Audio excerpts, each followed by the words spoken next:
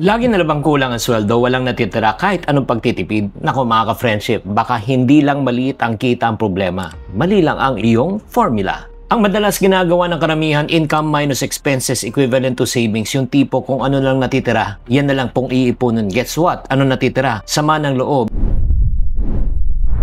Hi there, this is Shinkitan, your pambansang world coach. Sa video na ito, ituturo ko sa inyo ang yayamanin formula pagdating po sa pag-iipon. Ang tamang formula should be income minus savings equivalent to expenses. Kumita tayo, pagkatapos magtabid muna tayo agad, priority muna na yung savings, tsaka na lang kung ano matira, yan po ang gagastusin. Let's say, kumikita ka ng kada cut-off ng 5,000 pesos. Gamitin po natin yung 5-5-90 rule. Ang ibig sabihin ng 5%, 5% savings, 5% investment o pag nanegosyo, 90% po ang igagastusin. Kung ang 5% po ng 5,000 pesos is nasa 250 pesos, yan pang ipon. Yung another 5% pang invest. Yung 4,500, yan po ang gagastusin po natin. Alam mo, kahit na maliit ang sahod, basta malaki ang impact kung sinundan mo tong formula na ito. Isipin mo na ang pag-iipon ay parang rent. Hindi mo dapat kaligtaan. Pag kinaligtaan mo na mangyayari, matatanggal ka, di ba? Ika nga mapapalayas ka. Ang problema kasi kung gastos po ang mauna, ay talaga maubos talaga parati lagi because ang income po natin ay limited pero expenses ay unlimited. Tip number 2 po, gumawa tayo ng auto-save system. Kapag pumasok ang sahod, again, 5-5-90, 5% savings, 5% investment o pang negosyo, 90% ang panggastos. Ilagay nyo na po agad sa envelope system or if not, ilagay nyo po sa isang account na hindi nyo nakikita. Diba? Alam ko, ang iniisip nyo, paano ba ako mag-iipon, Chinky? Kulang na nga. Kapatid, kung hindi ka magtatabi ngayon, ang tanong kailan pa? Mas mahirap na ika nga dumiskarte pag nandun na yung panahon ng emergency. Magsimula ka kahit maliit lang, kahit na 50, 100, kada cut-off, ang importante is masanay ka muna. Marami mga taong dating minimum wage earner na sinunod na yung formula na ito, good news.